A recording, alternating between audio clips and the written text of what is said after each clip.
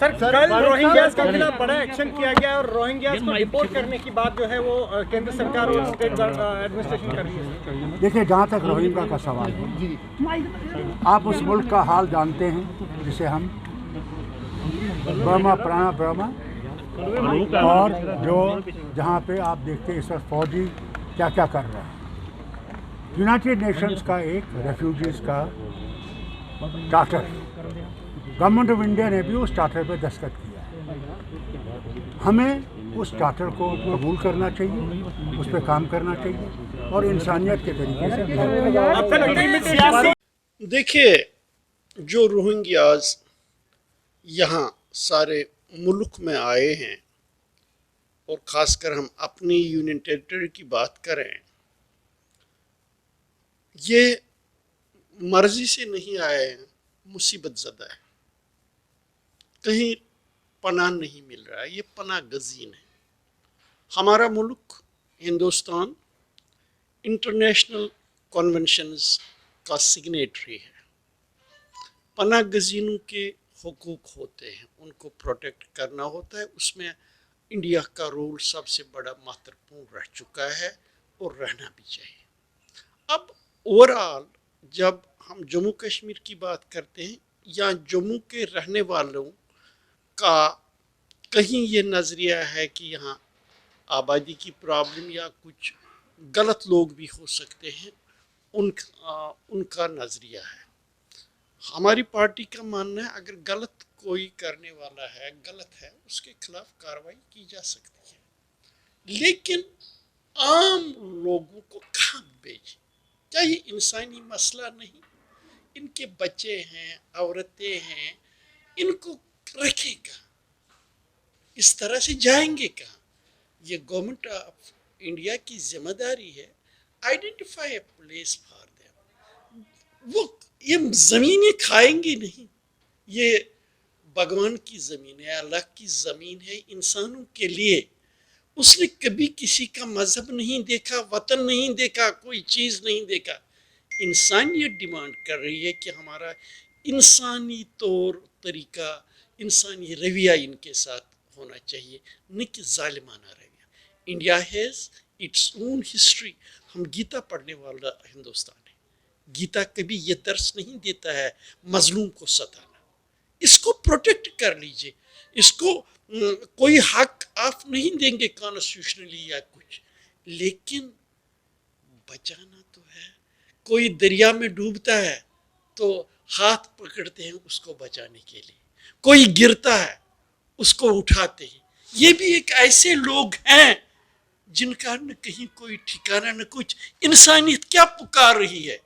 क्या ये Indian conscience को नहीं जगाएगी कि हमें इनको प्रोटेक्ट करना है, इनको रहने उस तरीके से दे कि जहाँ ये रहो वहाँ के लोगों की इंटरेस्ट मुतासिर न हो, उनके जज्बात मुतासिर न हो, उनके हुकूक मुतासिर न हो, लेकिन इनको मेयर लिविंग तो दे दीजिए इंसानियत के नाम। जी शुक्रिया। पैगाम उन लोगों के लिए रहेगा जो सख्तीर मौक़िफ़ रखने वाली कुछ सियासी जमातें देखिए मैं आपको इस बारे में ये बताना चाहूँगा, रोहिंग्या में जो मैंने इनका हाल देखा, ये गरीब हैं, मजलूम हैं, सताए हुए हैं, लेकिन ये इनका जो तरीक़ा रहन सहन है, आप देख लीजिए, कोई भीख नहीं मांगता है। ये मेहनत करते हैं, मशक्क़त करते हैं, एक मैसेज है, गरीबी की ज़िंदगी गुजार रहे हैं लेकिन भीख नहीं मांगते हैं। मेरा उन जो एक्सट्रीमिस्ट क्लास है उनसे निवेदन है, खुदारा आप, हम गीता पढ़ने वाले हैं, हमें इस वक्त कंट्री में ज़ोर इस बात का है कि हम हिंदू रिवायत को कायम करना चाहते हैं। हिंदू रिवायत में कभी भी किसी मजलूम को तकलीफ नहीं पहुंचाई। ये मजलूम है, हिंदू धर्म के नाते इनको इन मजलूम पर इंसाफ करना है। देखिए, जहाँ तक रोहिंग्याज का ताल्लुक है, हमने पहले भी कहा था कि ठीक है, इनको वापस भेजना चाहिए, लेकिन जो प्रोसेस सरकार की तरफ से किया जा रहा है वो कहीं ना कहीं मैं समझता हूँ गलत प्रोसेस है। जिस तरह से परसों इनको MS स्टेडियम बुलाया गया और MS स्टेडियम बुलाने के बाद 155 रोहिंग्या जो है वो अलग किए गए, उनको डिटेंशन सेंटर में डाला गया। और कल मैंने उनकी मुख्तलिफ फैमिलीज़ से बात करने की कोशिश की, तो वहाँ पे ये पाया गया कि बहुत सारी फैमिलीज़ ऐसी हैं, प्रेग्नेंट लेडीज़ उनके घर पे हैं, बच्चे छोटे छोटे बच्चे उनके घर पे हैं, और उनके पापा, उनके जो डैडी हैं वो डिटेंशन सेंटर्स में हैं। तो सही प्रोसेस इस्तेमाल किया जाए। उसके बाद हम कभी नहीं ये कहते कि आप इनको यहाँ पे रखो, ठीक है वो बाहर से आए हैं, इलीगली आए हैं, बाहर से यहाँ पे आए हैं, उनको वापस भेजो, लेकिन एक प्रोसेस होना चाहिए, एक तरीका होना चाहिए वापस भेजने का। हम तो ये कहते हैं कि भैया जम्मू कश्मीर में जितने भी बाहर के लोग हैं सबको बाहर कर दो, हमने कभी कहा नहीं। यहाँ पे सिर्फ रोहिंग्याज ही बाहर के नहीं है, नेपालीज हैं, तिब्बतने हैं, बहुत सारे लोग बाहर के हैं। यहाँ पे सिर्फ रोहिंग्याज नहीं, हम तो कहते हैं भाई सबको बाहर निकालो, हमें ज़रूरत ही नहीं है। नेपाली कौन से हमारे देश के हैं, उनको भी बाहर कर दो, वो हमारे देश के थोड़ी हैं। अगर रोहिंग्याज को निकालना है, हमने कभी नहीं कहा कि आप रोहिंग्याज को मत निकालो, वो बाहर से आए उनको यहाँ से निकालो, लेकिन जो प्रोसेस इस समय किया जा रहा है वो प्रोसेस गलत है। फैमिलीज़ को अलग किया जा रहा है। किसी के घर में बुज़ुर्ग, उसके माँ बाप हैं, अगर आप उनको वापस भेजना चाहते हो तो आप एक एक फैमिलीज़ करके वापस भेजो। ये बाप को अलग, बहन को अलग, बच्चों को अलग, ये कौन सा तरीका है? फिर अगर वो यहाँ से इसी तरह से वापस चले गए तो फिर हिंदुस्तान में और उनके देश में क्या फ़र्क है?